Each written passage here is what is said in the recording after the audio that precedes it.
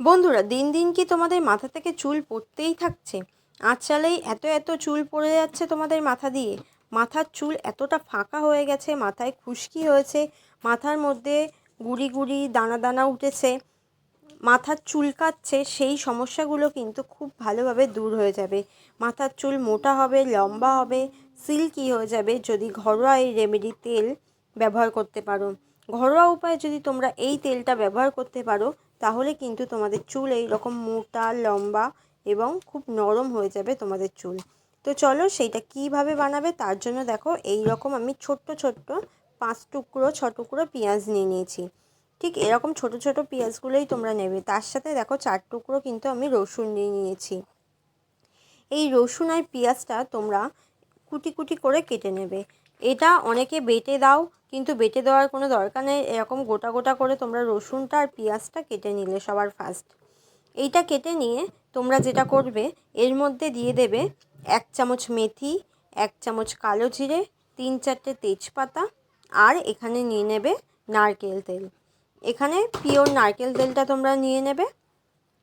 এইবার তোমরা এটা খুব ভালোভাবে জ্বালাবে। তো তার জন্য কি করতে হবে দেখো, আমি খুব ভালোভাবে কিন্তু এগুলো সব উপকরণগুলো নিয়ে নিয়েছি। এর মধ্যে কিন্তু তোমরা জবা ফুল বাড়িতে থাকলে জবা ফুলের পাপড়িও অ্যাড করতে পারো।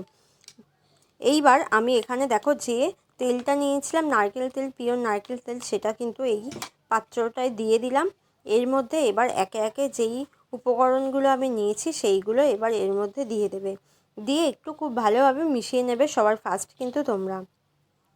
এইগুলো কিন্তু আমাদের চুলের পক্ষে খুব উপকার। মেথি কিন্তু আমাদের চুলকে বেশ শক্ত এবং লম্বা করতে সাহায্য করে, তেমনই চুল ঝরাও বন্ধ করতে সাহায্য করে মেথি কিন্তু। এর সাথে সাথে কালো জিরে আছে, তেজপাতা আছে, রসুন আছে, আর পেঁয়াজ আছে। পেঁয়াজের রস কিন্তু আমাদের চুলের পক্ষে খুব উপকার। যেমন চুলটা কালো করতেও সাহায্য করে, তেমনই চুল ঝরা বন্ধ করতেও কিন্তু খুব ভালো সাহায্য করে পেঁয়াজের রস। এইভাবে সব কিছু এবার গ্যাসের ওভেনে তোমরা বসিয়ে দাও। বসিয়ে দিয়ে 5 থেকে 7 মিনিট ধরে খুব ভালোভাবে কিন্তু এটা ফোটাবে। ফুটতে ফুটতে দেখবে এটা বেশ ভাজা ভাজা মতন হয়ে আসবে। তো দেখো কত সুন্দর ফুটছে এটা। এইভাবে তোমরা ফোটাতে থাকবে 5 থেকে 7 মিনিট ধরে। 5 থেকে 7 মিনিট ধরে ফোটানোর পর দেখবে এই রকম পর্যায়ে চলে আসবে এই পেঁয়াজ, রসুন, কালো জিরে আর মেথি, তেজপাতা।